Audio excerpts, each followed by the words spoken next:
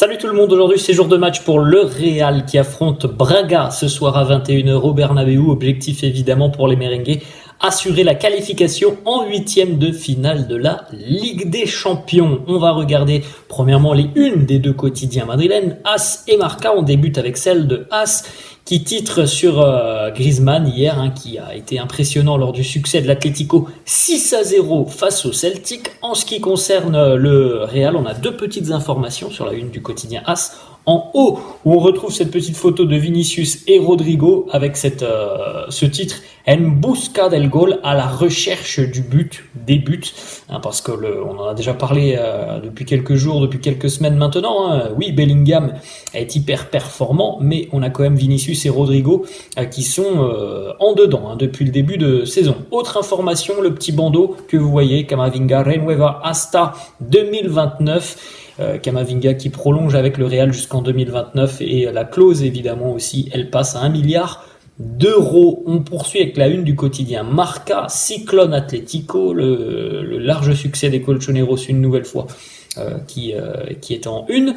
Et puis en ce qui concerne le Real, là aussi c'est Camavinga, en haut à droite, Camavinga 2029 puisque c'est désormais officiel. On a eu droit hier au communiqué officiel du club, aux petites photos évidemment de la signature des contrats, de la présentation aussi du maillot floqué de ce Camavinga 2029 avec les différentes Ligues des Champions en arrière-plan. Voilà le communiqué d'ailleurs du club. Camavinga est arrivé au Real en 2021 lorsqu'il avait seulement 18 ans. Lors de ses deux premières saisons du côté du club, il a remporté 6 trophées, une Ligue des Champions, un mondial des clubs, une super coupe européenne, une coupe du roi, une super coupe d'Espagne et évidemment aussi une Liga. À l'âge de 20 ans, il a déjà joué 114 matchs sous les couleurs du Real. Il a été nominé au Golden Boy 2021-2022 et aussi au trophée Copa 2022 et 2023. Quelques déclarations d'Eduardo Camavinga à l'issue donc de cette prolongation de contrat.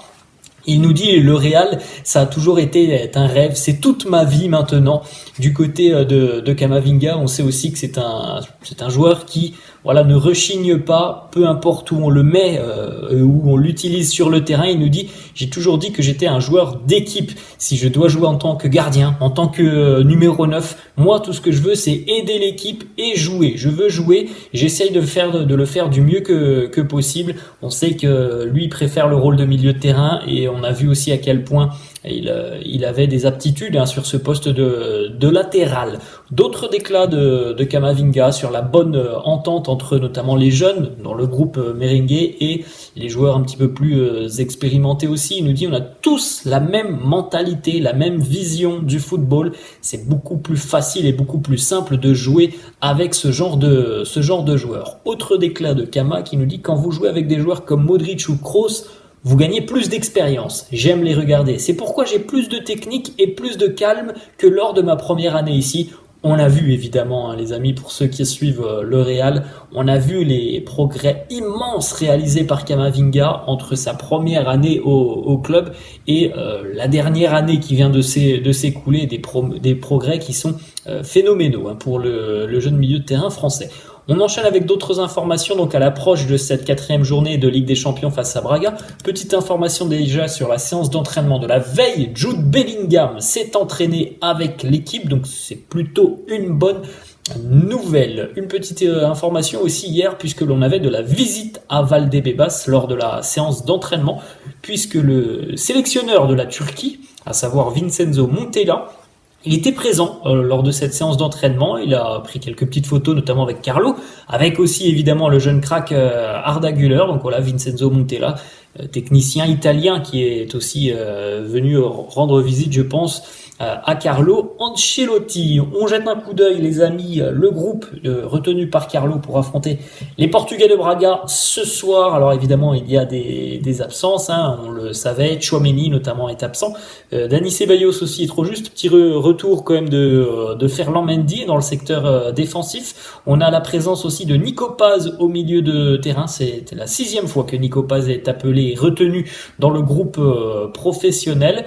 Donc on n'oublie pas aussi évidemment Thibaut Courtois et Eder Militao. On va continuer les amis avec les déclarations de Carlo en conférence de presse sur la qualification pour les huitièmes qui est toute proche, il faut finir le job ce soir. Il nous dit c'est important, en finir avec la phase de groupe serait bien, il faudra se battre pour ça. On a joué Braga récemment, on se connaît bien, c'est une bonne équipe qui vient ici pour prendre des points. Nous avons besoin de donner notre maximum. Une petite question d'un journaliste qui demande à Carlo, est-ce que tu préfères gagner ou bien jouer? Carlo qui répond, gagner, gagner.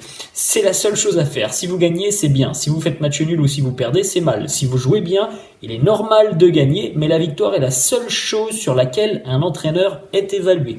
Bon, il a tout à fait raison dans son cheminement. Oui, c'est vrai que l'entraîneur sera évalué sur le résultat final en général. Est-ce qu'il y a une victoire au bout? Mais il est vrai aussi que pour les puristes, on aime voir parfois une équipe produire du jeu. C'est pas toujours le cas du côté du Real. On n'a pas forcément un style de jeu très attrayant de la part de Carlo. On continue avec deux autres questions des journalistes à Carlo. Premièrement, sur l'utilisation de Brahim Diaz, il nous dit « Je lui ai parlé. C'est vrai qu'il n'a pas eu beaucoup de minutes. Je sais que c'est un joueur qui peut apporter quelque chose. » Malheureusement, on ne le voit pas parce qu'il ne l'utilise pas. Il nous dit « La concurrence est très forte. C'est un joueur que j'apprécie. C'est un professionnel. Il aura un rôle à jouer. J'ai lu que j'avais quelque chose contre lui, qu'il était condamné. Ce n'est pas vrai. Je ne suis pas un juge. Vous utilisez beaucoup le mot condamnation. Je n'aime pas ça. Je ne condamne personne. Je ressens quelque chose de spécial pour Brahim. Il a joué à l'AC Milan. » Le problème, c'est qu'il y a déjà 3 semaines, un mois, on avait eu cette déclaration de Carlo qui disait oui, il aura du temps de jeu. On attend toujours de voir Brahim avoir du temps de jeu, et pourtant d'autres qui sont souvent titulaires ne donnent pas forcément satisfaction. Ensuite, une petite question sur le manque de buts de la part des attaquants cette saison. Il nous dit nous devons être patients, les attaquants passent par ces moments.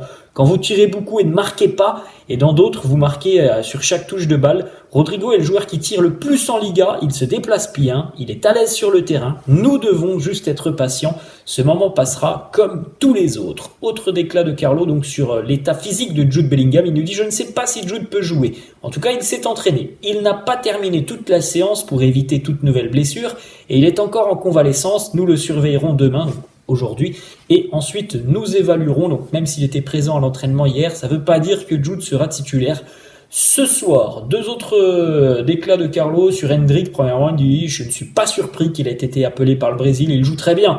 Je pense que c'est une récompense pour un jeune joueur qui se débrouille très bien. » Par rapport à l'adversaire, Braga, ils nous disent « Ils ont très bien joué contre nous, ils nous ont posé beaucoup de problèmes. Il faut bien défendre contre eux. Si vous baissez les bras et pensez que le match est fini, ils reviennent. Il est très important de bien défendre contre ce genre d'équipe. » Deux autres déclats de Carlo. Alors premièrement sur le message de Puyol hier, on en avait parlé de ce message de Puyol à Vinicius. Il nous dit si Puyol veut parler à Vinicius, qu'il le fasse, il a beaucoup d'expérience.